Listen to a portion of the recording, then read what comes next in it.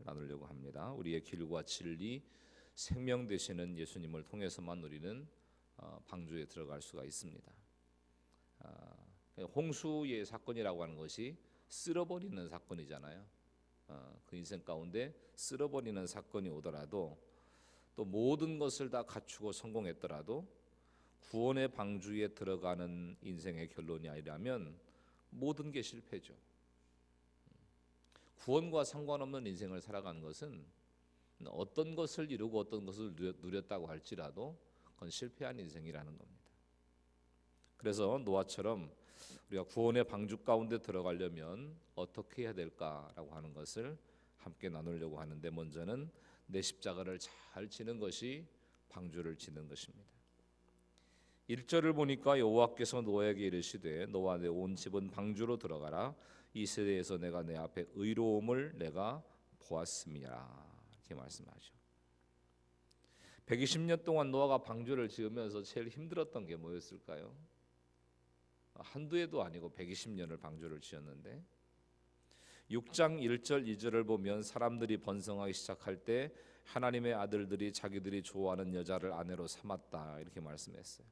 그러니까 결혼 여부, 신앙 여부 이런 걸 막론하고 육신의 정욕대로 배우자를 취하면서 음란이 난무했다는 거예요. 그렇게 결혼해서 용사와 같은 자녀를 낳았다고 그랬죠. 네피림 같은 이런 자녀를 낳았어요. 하나님과 상관없이 자녀를 양육하고 시집 장가가는 문제가 그때나 지금이나 가장 큰 인생의 관심사입니다. 반면 노아는 방주를 짓는 사명을 받았을 때까지도 시집 장가를 보낼 자녀가 없었어요. 자녀가. 남들이 자기 나이에 하는 일들을 노아는 하나도 하지를 못한 것입니다. 그게 뭐냐면 되는 일이 없는 거죠. 말하자면 노아라고 하는 사람의 인생에 되는 일이 없는 거예요. 그런 환경 가운데서 언제 올지 모르는 홍수를 대비해 가지고 방주를 짓는다는 것은 때로는 쓸데없는 일, 또 의미 없고 고통스러운 일, 이런 일로 여겨질 수 있었다는 것입니다. 그럼에도 노아는 쓸데없어 보이는 그 일을 120년 동안이나 묵묵히 감당합니다.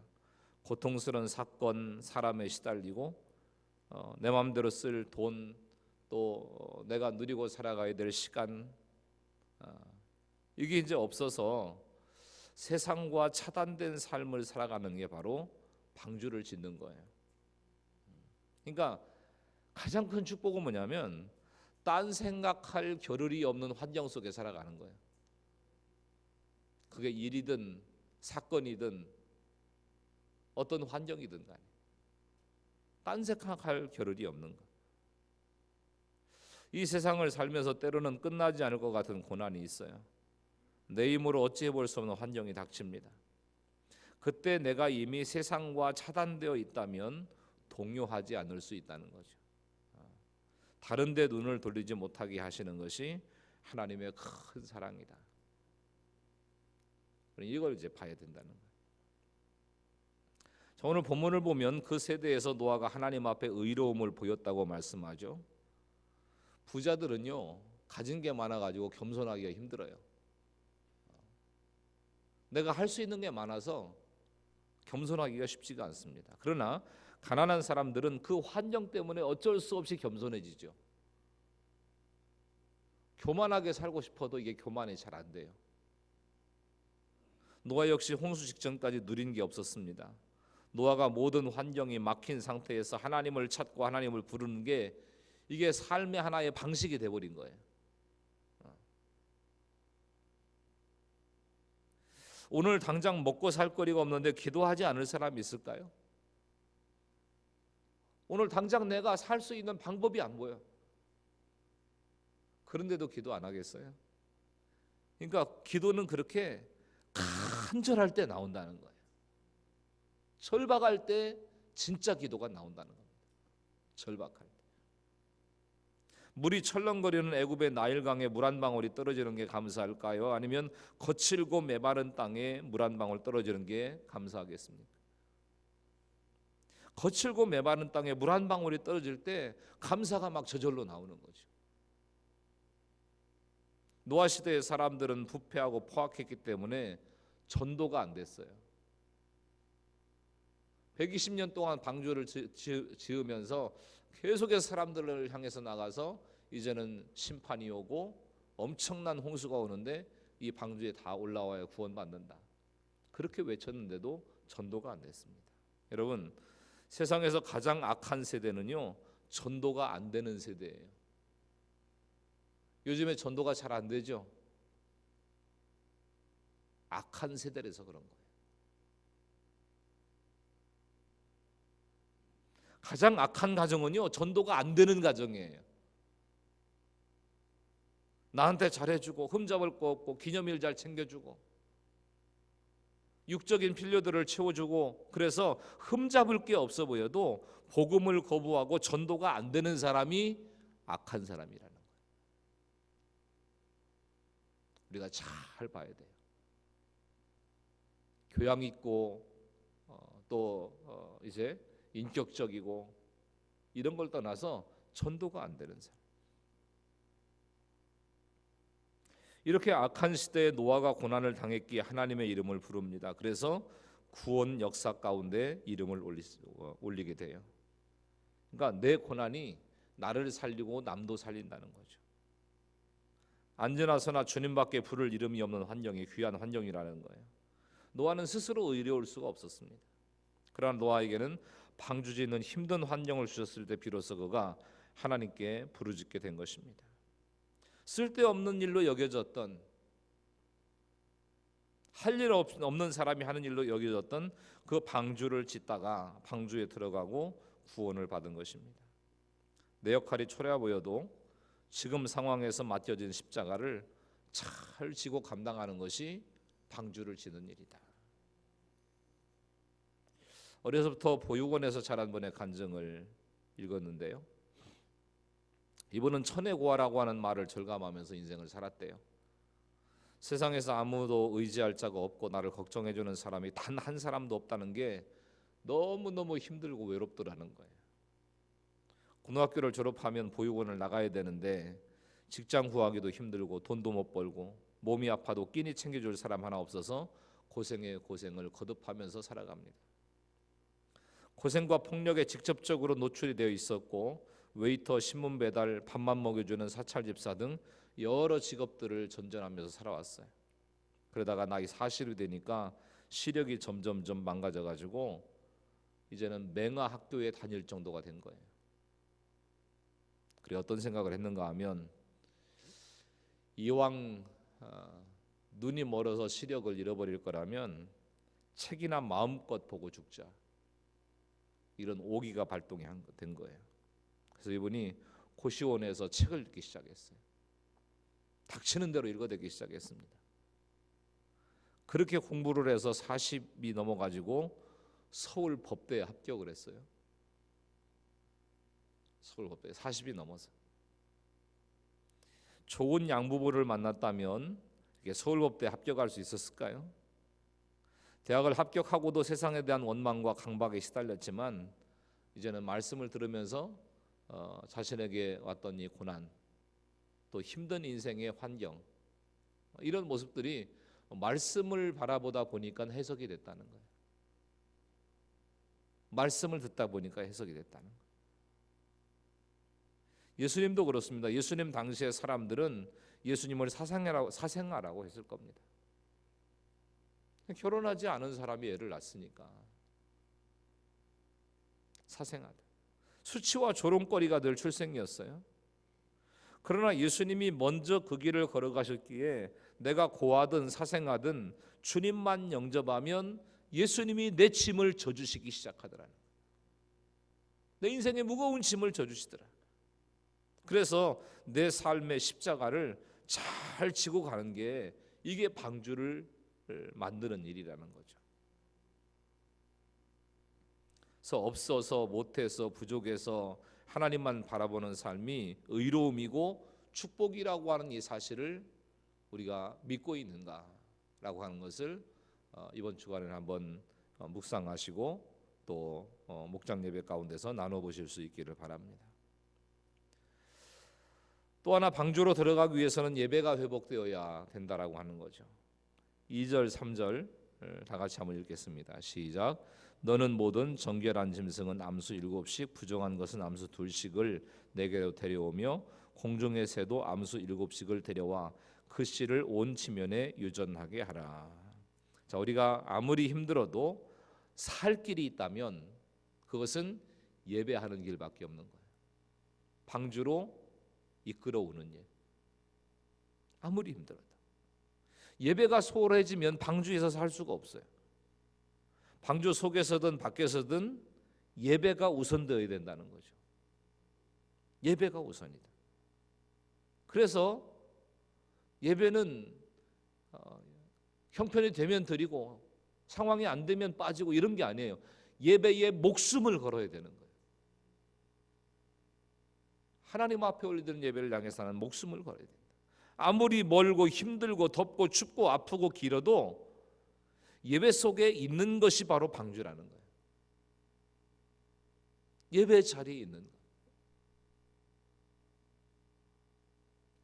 세상에서는 단순하고 영적으로는 깊은 삶을 살기를 원한다는 마음을 가지고 이제 10가지 이 조항을 만들어서 6개월 뒤에 어느 정도 이제 신앙에 변화와 진보가 있게 됐는가라고 하는 것을 이제 나누기로 한 교회가 있었답니다. 그래서 우리도 한번 이걸 실천해 봤으면 좋겠다 하는 생각을 해서 이제 소개를 하는데, 하여튼 우리가 해야 될 것과 멈춰야 될 것, 그래서 고스톱 목장이다 이렇게 이름을 지었대요. 고스톱 목장이다. 그래서 뭘 먼저 하느냐, 중요한부터 고 하자는 거예요. 그 다음에 급한 것부터는 스탑하자는 거죠. 누구를 사랑하느냐, 주님을 사랑하는 일에는 고 하는 거예요. 가는 거예요.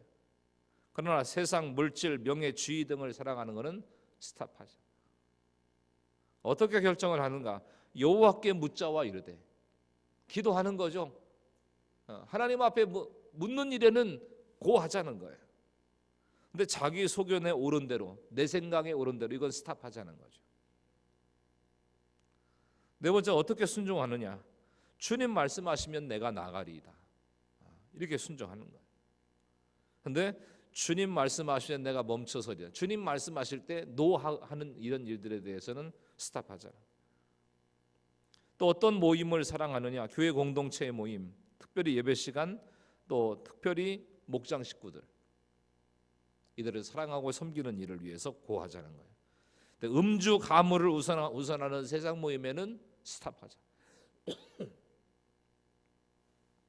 지체의식은 상대방을 먼저 생각하는 일 고, 오직 나와 내 가족만 생각하는 건 스탑. 지체를 대하는 방법, 가슴과 가슴으로 목욕탕처럼 적나라하게 가면 쓰고 중요한 건 숨기고, 이건 스탑. 돕는 배필은 조강지처, 부인이 아닌 다른 여자는 스탑. 헌금 생활은 온전한 11조 대신 감사한 것만, 이것도 스탑. 자녀 결혼은 믿음의 결혼 고. 좀 부족해 보여도, 좀 힘들어 보여도 믿음의 결혼은 고 하는 거예요. 그러나 조건만 좋으면 불신 결혼도 불사, 이건 스탑하자는 거죠.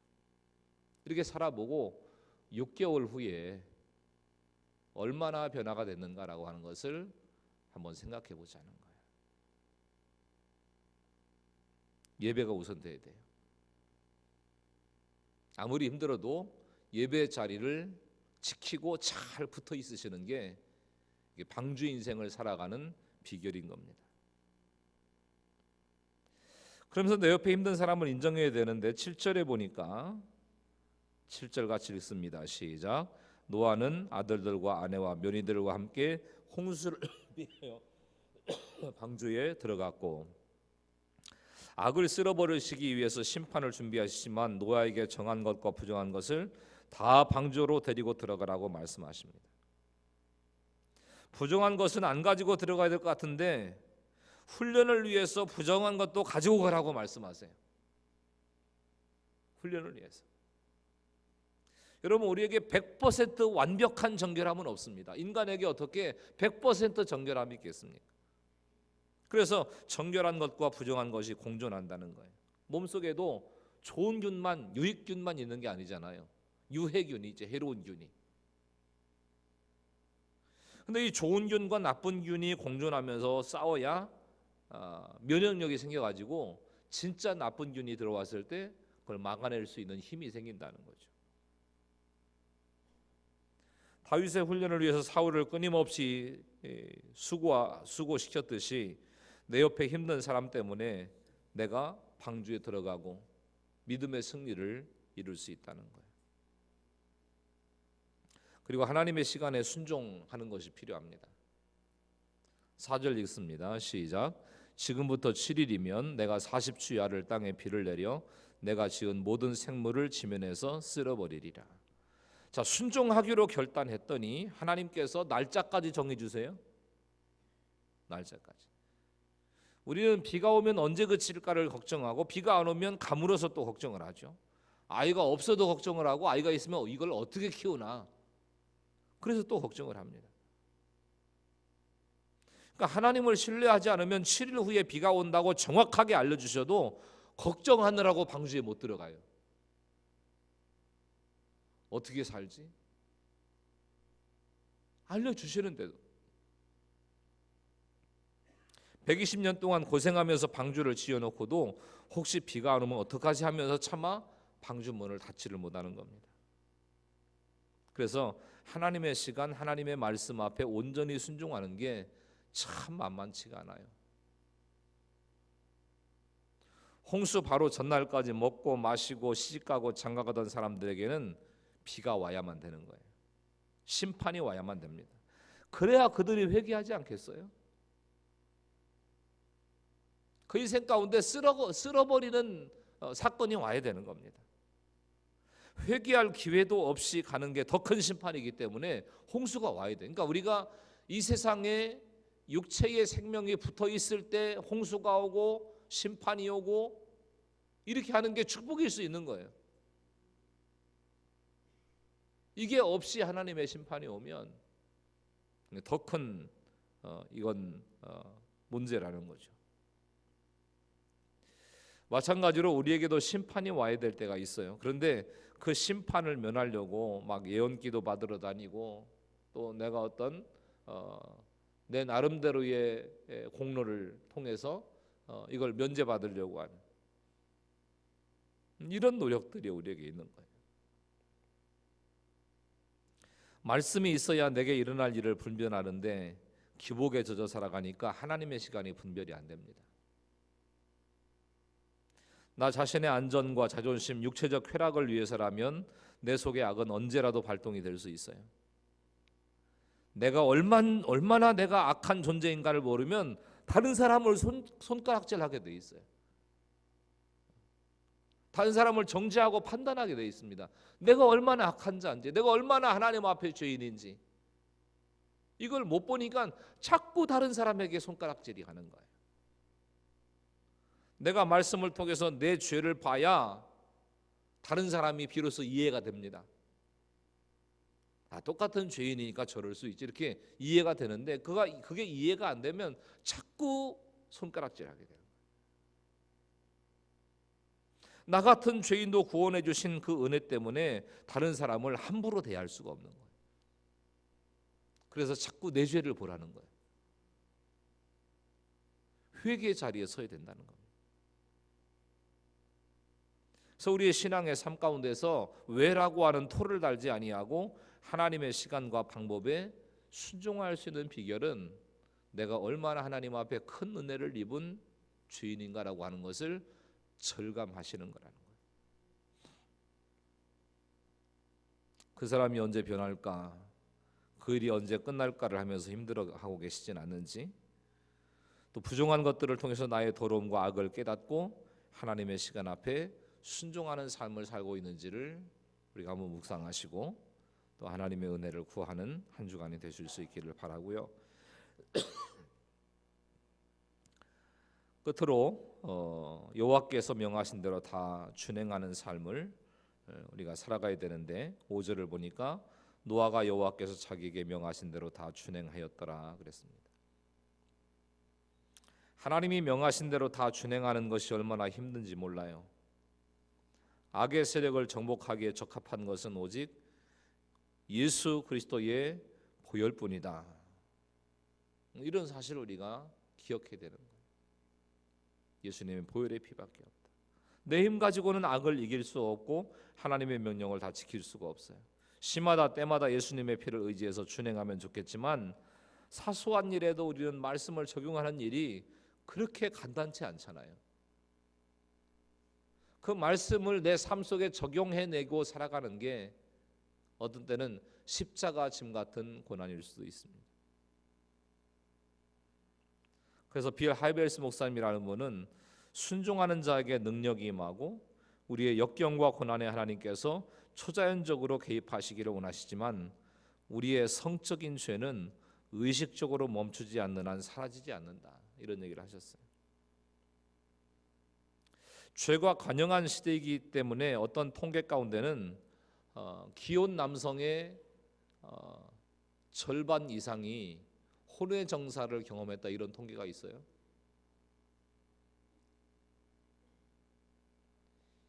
그러니까 10집 중에 5집은 외도한 경험이 있다는 거예요, 남편이. 그러면 이걸 뒤집어서 생각하면 바람 피운 남편의 상대가 있었을 거니까 혼자 바람 피우진 않았을 거 아니에요. 그만큼의 여성 역시 혼외 정사를 하고 있다는 거죠. 심각하지 않습니까? 그러니까 악하고 음란한 이 시대 가운데 어떻게 악을 이기고 중독을 끊고 말씀을 준행하는 삶을 살 수 있겠느냐? 죄악이 관영한 이 시대 가운데 찰스 스텔리라고 하는 분이 용서라고 하는 책을 쓰셨는데요. 그 안에 15살 소녀 패시 이야기가 나옵니다.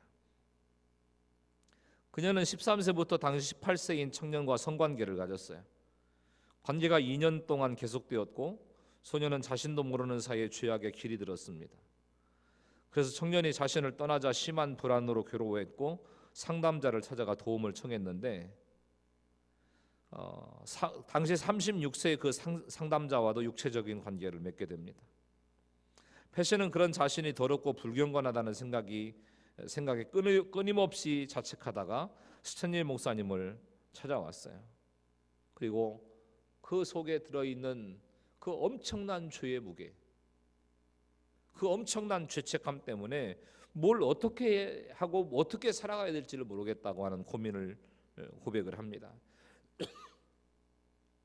그리고 자신의 죄악과 사악함 때문에 하나님께서 자신을 용서하기 힘드실 거다 이런 생각을 하고 살아갔다는 거예요.